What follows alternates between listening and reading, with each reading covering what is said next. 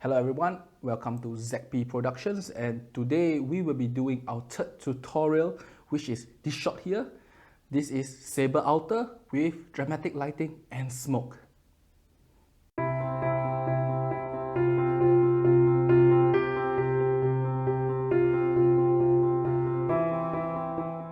So this shot is something that was conceptualized between me and Shinku. We wanted something very dramatic, something dark, something with a lot of shadow, and something with streaming light from the sky, because we were quite amazed by a lot of the drawings which had this holy light from the top, especially for John and Saber series of artworks. So for this Saber Outer, we wanted the same effect, light from the back to stream down from the top over the subject with a little bit of smoke in the air to capture that lighting. And then we wanted a feeling of very, very strong and dark feeling of Saber Outer. So a little bit on this whole shot itself then. As I said, this shot conceptualized, and after conceptualizing, we need to actually shoot. So I pretty much planned this shot with 3 lights, and let me go through all these various, how I took this photo for this shot itself. Now, firstly, this shot was shot at 64mm, ISO 100, f6.4 at my flash shutter sync. So the camera I use is the GFX 100, but you pretty much can use any full frame camera to get the equivalent effect. Because we are doing some shadow lifting, but no, not anything to the extreme of 4 stops here. Okay. So for the shot itself, it's done with 3 lights. So we have a large inverse 190cm octabox. This job is as a fill light with 60-degree reflector, and I didn't write here, but it's actually there's a 20-degree grid in front of this reflector. This is to force light through a tunnel just to light Saber Outer up and not to light her background. And lastly, there's a spot projector that emits a very strong beam of concentrated light towards a certain direction and with a certain pattern. So what is actually a spot projector? I will show you some pictures. Let me wait for a while. Okay, as you can see, spot projector is a thing that looks like with a lens and something that can fit on a studio light. What it does is that it forces light through glass.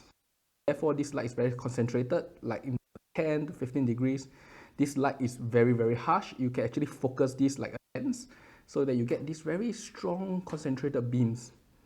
Now, the best thing of spot projector, or they can call it optical projector, optical snoot, depending on which company, is that you can actually put something called a gobo, or a piece of metal with patterns in between the light itself.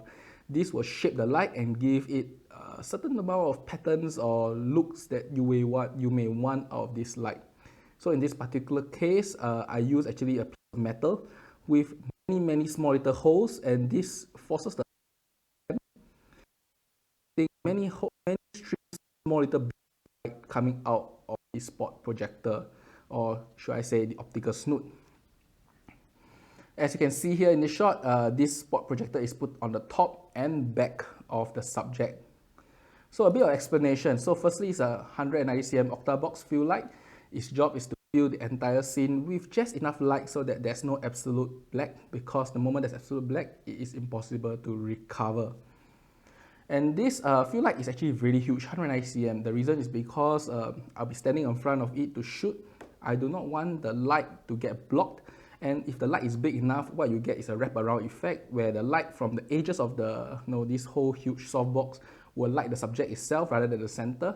So you will not get affected by standing in the center of the light. Next, usually I will do is the spot projector behind. Now this spot projector job is to create these streams of light, as you can see on Outer's face.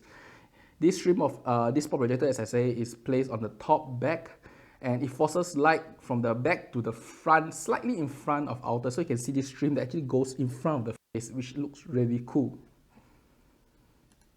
Then following up is the key light. Okay, in this case, the key light is the last light I measure, or should I say I set up. So this light is actually a 60-degree reflector with a 20-degree grid, and its job is to just make sure that the light hits only the subject's face and nothing else in the scene. Okay, so one thing I didn't explain here is, you notice there's a thing called canvas backdrop. So I chose a canvas backdrop because canvas backdrop, in this case painted canvas backdrop, it is really heavy, so there is no wrinkles. It really saves your post-processing time. Secondly, it is very heavily textured, so heavy that when a light shines on it, there is no reflection, but what you see is like how you look at a wall, which is a very nice gray, nice texture of cloth texture, very nice textured surface that reflects, not really reflect, but light up behind the subject itself. Unlike a muslin cloth tend to wrinkle easily, and if the light is strong enough, it actually gives a bit of hot spot on the light, not hot spot on the backdrop, which may not be really nice. Okay, putting it all together, what you can see here is the 190cm octabox as a fill light, the camera in front of it, the 60-degree reflector just placed off the camera, and then the spot projector from the back aiming to the front that will stream a bunch of light beams forward in front of the outer. And then I use a smoke machine. This is an Antari smoke machine that uses a water-based smoke, so it's not non-toxic, but try not to just shoot it on the model itself, or should I say spray it all over on the model. For this case, I have no choice because I wanted this beam of light to be in front of her, and the only way to get such a beam in front of her is there must be significant amount of smoke in front of the subject itself, and the light forcing through those smoke to create the beams that you see on the shot. Okay, so if you see this entire setup itself, of course, the final shot itself don't look exactly like this. It looks very similar, later you can see in the raw, but it will not look exactly like this, and you need to do some post-processing. So I have explained so far on how I shot this shot itself, how I set up the lights, and why I set up the lights. So next, we will go into the post-processing. But before that, let me let you have a look of how this whole thing looks like behind the scenes. So this was the shot behind the scene, as you can see. And let me put the labels in. This is the 190cm octabox, which is the fill light. This is a 60-degree reflector with 20-degree grid that is shining on her. You notice there's no spill anywhere except the light falling on her itself. And then you can see this really, really bright light, which is the optical projector, or should I say the spot projector, with a hole pattern so that you can get these small little streams of light from the top down going back, hitting her head and going forward in front of her. Okay, now the next part will be the editing. And for this tutorial, I only cover the for the photo aspect. Maybe I'll do it another day, but most likely you will have to probably find some other tutorials to do it, because mainly just fixing a little bit of the skin texture, and of course removing things that you see in itself. So let's get on to editing. Okay, so for the editing itself, let's look at Lightroom. So what you see here is actually the fully edited shot in Lightroom itself. I'm just showing you the after. Now let's look at what it looks like before. So before, if you notice, actually most of the things are there. It's just mainly white balance, and then setting up of all the light beams, making it more obvious, doing a little bit of color correction, and of course making it brighter. Now, one thing about this shot is I purposely shot it a little darker. That's because I didn't want to burn out the hair. Now, if you look at the hair here, this is what I mean by burnt out. It means there's totally no texture, and this is probably not what you want in a shot like this. You want it to have as much texture as possible. Now, if you probably expose this shot, you have this whole edge here that is going to be totally textureless, and that's not what you want. So in this shot, I purposely shot it a little dark so that in post-recovery, I will lift up. I will just induce a little bit of noise, which you can remove with noise reduction, and then you'll get a perfect shot like this on the right. Okay, so now we are going to do the editing itself. So let me reset this whole shot, and then we'll go step by step on actually how I do it. Okay, firstly, this shot itself is a shot, as I say, with my GFX 100. So I don't like to use the Adobe profile, as I said in my earlier tutorials. Manufacturer-made profiles are really calibrated for the camera to a certain color tone, and on general, they are a little bit more correct. So for my case, I prefer to use the color and tones made by the manufacturers. So I will use classic chrome for this shot, which is my favorite profile for my camera. From then on, I will do a little bit of adjustment. Firstly, I would like to raise it up to the brightness I want. Okay, so first I raise up the brightness I want, and this is about it. It's about 1.4, 1.5, and you get the brightness that you want. So you see here, after I raise up, none of this texture is gone. So you can in fact even pull down the the highlights and play around with it, like maybe -17 highlights, and you make sure that you have every single texture of the hair, which otherwise will be blown out because outer is relatively a white beige character here. Okay, so now I have the exposure roughly the way I want it. I will do the white balance. So obviously the shot itself, you look at the original shot again. Okay, so outer is a little bit white here, it's not supposed to be so yellowish, so dark.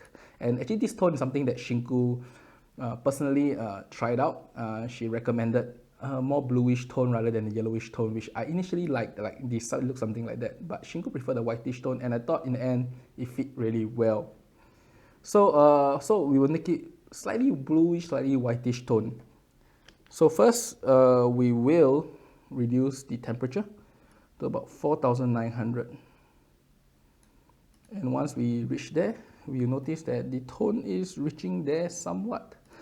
There's a little bit of green in the scene, so we'll add a bit of pink. So maybe say 20, 21. In this case, you just have to play the slider alone. Okay. After that, what I want is to recover some of the shadows. I didn't want it to be so dark. Like, this place here I can't see totally. So I'll raise a bit of shadow here. 33. Now, if you raise too much, right, it looks really fake. So try not to do that. Raise into about 33 here.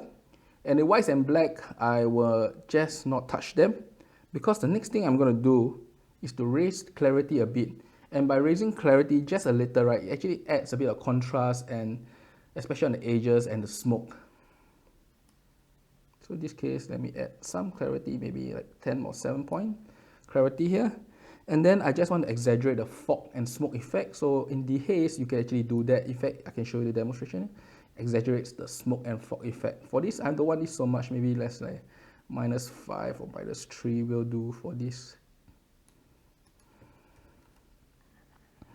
Now with all this, it still looks a bit too saturated color. So that is where we go down below. So for vibrance and saturation, it depends. Vibrance, as I said in my earlier tutorial, it does a whole scene effect of changing the intensity of color, while vibrance only change the less intense area and leave the intense area alone. In that case, I will use both. First, I will do a general saturation decrease of -14. Then I'll use a vibrance, which will probably reduce the skin and some of the clothes color to match up a little. Now, we have reached really close to the color tone that we want in the shot. So we'll go down below. Okay, for this shot itself, I didn't do any tone curve. It was not necessary. And then I will do the saturation of the clothes itself. Because, outer had a slightly bluish, slightly purplish type of look.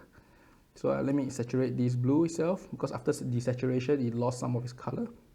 Now, blue doesn't really affect anything, because blue is something that the skin don't have, the hair don't have, so releasing the saturation is fine. Okay, other than that, I will do is reduce the saturation of the face just a little. So I use the picker here, and then just reduce the saturation like as so. Okay, there's still just a little bit too much red in the scene after all this saturation reduced. So for this case, right, for my way of editing, I'll cheat a little and go all the way down to camera calibration and just reduce the overall picture red saturation. Now, as I said earlier in my other tutorials, what it does that it actually changes the whole rendering behind for the shot itself. So normally you don't do this unless you really want an effect, but it's actually a very effective way to reduce red tone, especially in the skin, throughout the whole shot using just this slider. So I will use about 20, 21, about there. So I already got the skin tone that I want, something that is a bit grayish, but not too gray until it's like totally non-human like skin. Okay, and we go back up again. This is where now we bring the brightness of the skin up. So we will first raise the red to about 30-40, and then orange and yellow. Normally, as I said earlier, my skin, not mine, but most human skin tone is around the red, orange and yellow. Sometimes they may be in purple and magenta depending on the white balance. If it's a bit bluish, a bit too bluish, the skin tone usually may lie in the magenta region. But normally in most cases, if your lighting is not too blue, you will get it in the orange and red region, and shifting them normally will do the job. Of course, if you do not know which region your skin lies in, just click this picker here and just directly click on the skin. It will tell you which region it lies in, and then you just drag around with it. Okay, so with the luminance set, now we are pretty much all done with the shot. If you see here, it looks really close, except maybe the skin, the face is a bit too dark still. And then we will do the last thing here, which is the Radau brush itself. And let me set like 0.4, and then I will likely bring up the face, likely bring up the skin here, and maybe just a little bit here, to have a more dramatic effect, because the difference between the light and the dark is now more intense, more huge. Okay, and maybe I'll make the eyes a bit brighter here, maybe not so much. Okay, and then lastly, for this shot itself, I want the sword to be more dark and ominous. So for this case, I will go here and I reduce the shadow, because black is normally in the shadow or in the black region. So just reduce the shadow here and just drag over the sword itself. It's quite a cool thing. You can see the effect, and it doesn't affect the red. So you can actually apply this effect to other parts of the sword where required, so you can get this nice dark sword. Okay, this is pretty much the shot itself. So a little bit of what I can teach you more, smoke itself is actually something that don't have much patterns, because it depends on how you release the smoke and the quality of the smoke. So things like incense tend to have more pattern, but things like smoke machines, right? A lot of the smoke machines, their smoke dissipate a bit fast and become haze-like, unless the smoke is relatively heavy, so you can get the puff effect, or this, in this case, this nice little shape and curls in the smoke. Okay, but one way you can do, or should I say fix the shot, is that you can actually use clarity sliders or maybe clarity brush and brush over the smoke. And what it does, that it will exaggerate the lines within the smoke. So I'm going to show you here. So I'm going to show a brush in the smoke itself. You see here, it actually exaggerates the line. So it's a very simple way to make the smoke more obvious in your shot. Okay, and this is pretty much it. As you can see here, the shot is almost done. And if you look at before and after again, it looks very close to what you saw at the start. So this is how I edit the shot. And in the earlier section, it was how I shot this shot itself and the concept behind the lightings. I hope you enjoyed this tutorial. Do like and subscribe, and see you next time.